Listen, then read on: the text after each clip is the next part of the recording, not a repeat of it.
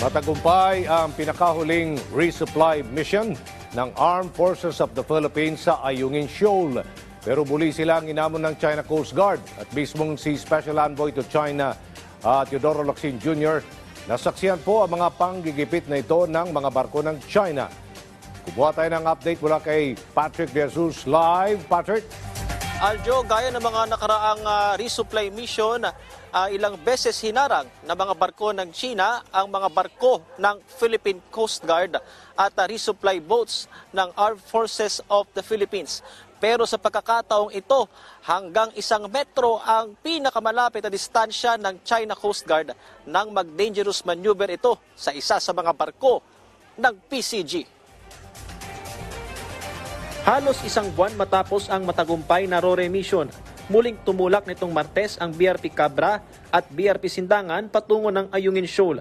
Mga barko ng Philippine Coast Guard nasasama sa 2 bangkang sibilyan ng AFP na mag-aatid ng supply sa mga sundalong nakaistasyon sa BRP Sierra Madre. Sumama rin sa misyon si Special Envoy to China, Teodoro Locsin Jr. Pero hindi pa man tuloy ang nakakalayo. Naispatan kaagad ang spy plane ng People's Liberation Army ng China. Alas 7:30 ng gabi, isang unidentified drone naman ang lumipad malapit sa BRP Cabra. Bandang alas 5 ng umaga ng Miyerkules, nakatagpo sa rendezvous point malapit sa Sabina o Escoda Shoal ang 2 resupply boats, ang Unaiza May 1 at Unaiza May 2. Nakita na rin nakasunod na ang barko ng China Coast Guard na may bow number 4301. Pasado alas 10 ng umaga, mas lumalapit sa Ayungin Shoal ang mga barko ng PCG at resupply boats ng AFP.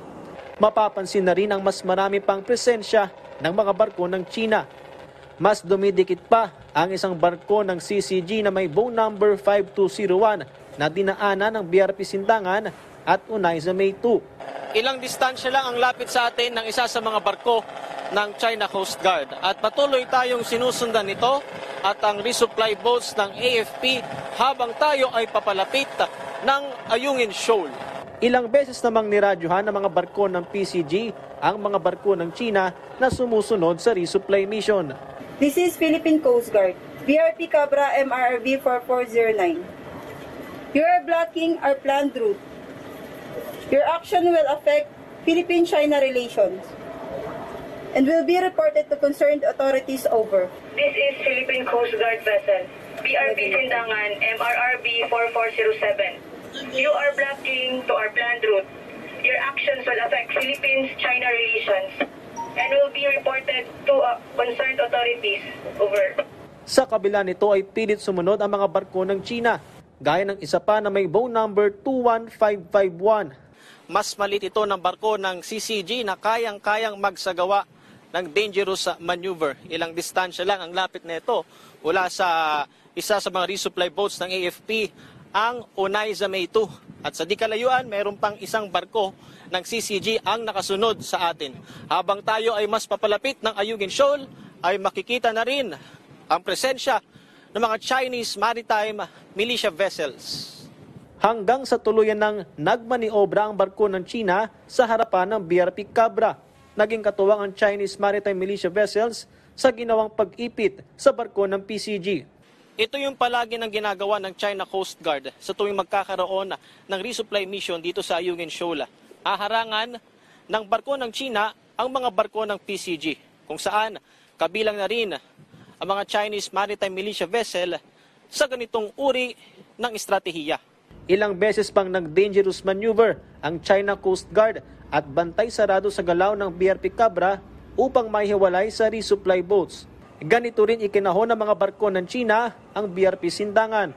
Pero sa BRP Sindangan, hanggang 1 metro na lamang ang naging distansya nang mag-dangerous maneuver ang China Coast Guard vessel 21556 at muntik pang magkabanggaan.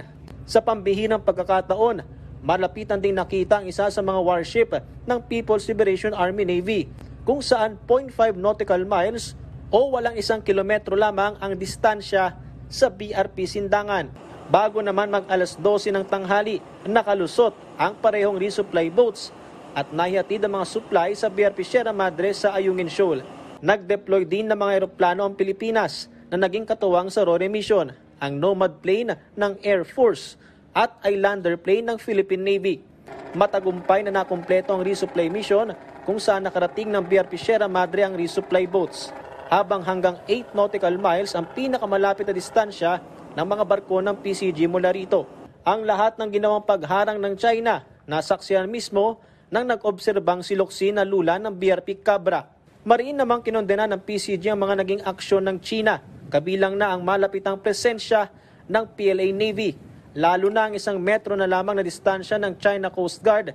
Nakakabahala siya in a way na kung hindi magaling ang ating mga Coast Guard skippers, no, na nagmamando ng ating mga barko, may posibilidad na tayo ay bumangga sa China Coast Guard vessel at maging isang insidente ito at it might jeopardize ang kaligtasan ng ating mga personnel. At the same time, as I said, no, sa optics na to, kung tayo palagi nalang ikakat tapos babanggain natin sila, ang mangyayari sa narrative nila, binangga natin ang China Coast Guard vessel. So ito ang ating iniiwasan, no? Mas naging aktibo rin ang Chinese maritime militia vessels sa pagharang sa mga barko ng Pilipinas. Unlike before that the Chinese maritime militia vessels are somewhat pretending still as a Chinese fishing vessel just loitering in a particular area. But in this past 2 resupply operation, you can actually see Chinese maritime militia vessels maneuvering and appearing to be taking command from the China Coast Guard as it assists this China Coast Guard vessels in successfully blocking the Philippine Coast Guard vessels. Aljo, iginiit ng PCG, ng Philippine Coast Guard, na karapatan ng Pilipinas ang pagsasagawa ng resupply mission para sa ating mga tropang nakaistasyon sa BRP Sierra Madre sa Ayungin Shoal, na sakop ng Exclusive Economic Zone o EEZ ng bansa.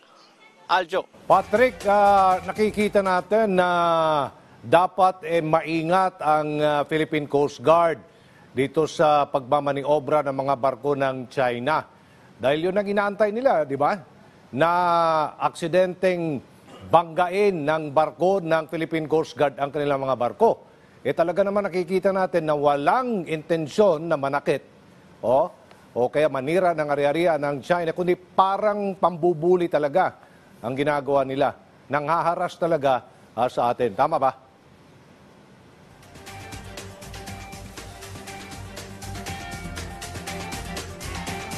Yes, Aljo, yun nga yung sinabi ni Philippine Coast Guard spokesperson for the West Philippine Sea, Commodore J. Tariela, na yung mga kapitan ng 2 barko ng PCG na sumasama sa resupply mission ay talagang kailangan ay may sapat na kasanayan para nga mamanduhan yung mga barko ng PCG at maiwasan yung pagbangga naman sa mga barko ng China Coast Guard dahil Aljo talagang lubang napakadelikado nung dangerous maneuver na tinatawag na ginagawa ng CCG sa mga barko ng Philippine Coast Guard at pati na rin sa resupply boats ng AFP. So sa bagay na yan, maingat nga ang PCG. So ito yung mga hamon, Aljo, na kinaharap ng ating ng mga barko ng Pilipinas sa tuwing magsasagawa ng resupply mission sa Ayungin Shoal.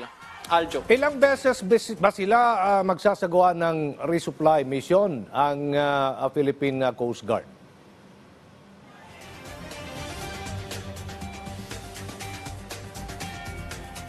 Aljo, ang nagsasagawa ng resupply mission ay ang Armed Forces of the Philippines at sa tuwing magkakaroon nga ng resupply mission, yung 2 indigenous boats ng AFP ay laging naka-escort dyan yung 2 barko ng Philippine Coast Guard.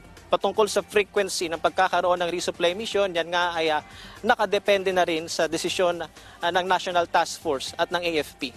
So, Aljo. ini-escortan lang ng Coast Guard, no, ang AFP. Maraming salamat, Patrick De Jesus.